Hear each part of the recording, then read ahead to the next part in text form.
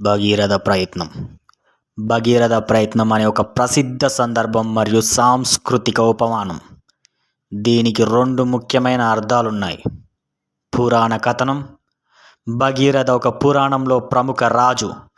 ఇతను తన పూర్వీకుల విమోచన కోసం గంగా నదిని భూమికి ఆహ్వానించేందుకు తీవ్రమైన తపస్సు చేశాడు. దేవతలను, ముఖ్యంగా బ్రహ్మను ప్రసన్నం చేసుకొని వారి అనుగ్రహంతో గంగను భూమికి తేవడంతో విజయం సాధించాడు. అయితే గంగ మహావేగంగా భూమికి చేరితే వినాశనం జరుగుతుందని శివుడిని ప్రార్థించాడు. ఆయన జటాజూటంలో గంగ ప్రవాహాన్ని నియంత్రింపజేశాడు.